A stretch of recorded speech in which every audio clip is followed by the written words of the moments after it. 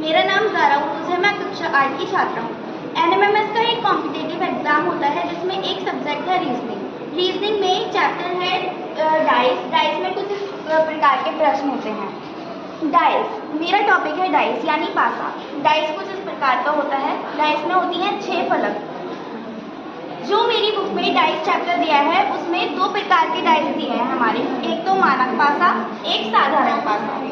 मानक पासा का ये नियम होता है कि पासे में जो अपोजिट साइड्स होती हैं उनका योग हमेशा 7 होता है।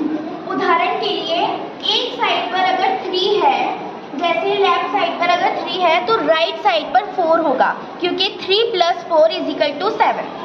अब साधारण पासे का ऐसा रूल नहीं होता।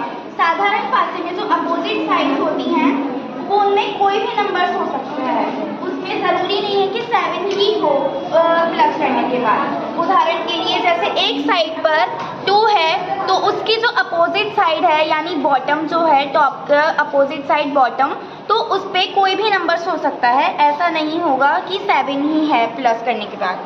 अब हम अपने क्वेश्चंस देखते हैं। पहला प्रश्न हमारा है ये, हमें एक हमारा डाइस दे दिया है इन लोगों ने और फिर हमसे पूछा है सतह एक के विपरीत सतह कौन सी होगी, यानी जो 1 है हमारी एक साइड पर उसके अपोजिट साइड में कौन सा नंबर आएगा। अब हम पहले ये चेक करेंगे कि ये मानक पासा है या साधारण पासा।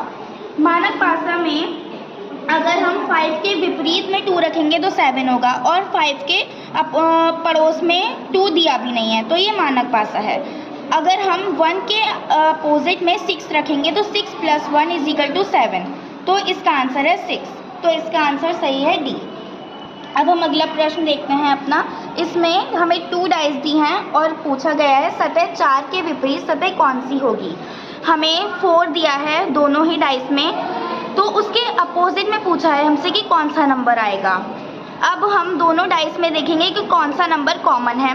तो दोनों डाइस में 4 कॉमन है, तो हम 4 से क्लॉकवाइज हमारी नंबर चलाएंगे। क्लॉकवाइज अगर हमने चलाई तो 1 2 3 1 2 3 ऐसा आएगा। अब हम हमारी डाइस में कितनी साइड्स होती हैं? 6 साइड्स होती हैं। तो हम 1 से लेकर 6 तक काउंट करेंगे कि इसमें कौन कौन से नंबर हैं। जो नहीं होगा वो हमारा आंसर आएगा। अब है इसमें 2 3 4 5 और 6। तो 2 से लेकर 6 तक इसमें सारे नंबर्स हैं, बस इसमें 1 नहीं है, तो इसका आंसर है सी 1। अब हमारा अगला क्वेश्चन है, ये अल्फ़ाबेटिकल क्वेश्चन है। इसमें भी हमें 2 डाइस दी हैं और पूछा है टी की विपरीत सतह पर कौन सा अंक आएगा। हमें टी दिया है इस पर, तो ये अल्फ़ाबेटिक है इसलिए इसमें सॉल्व करने का तरीका भी अलग है। तो हम इसमें करेंगे पी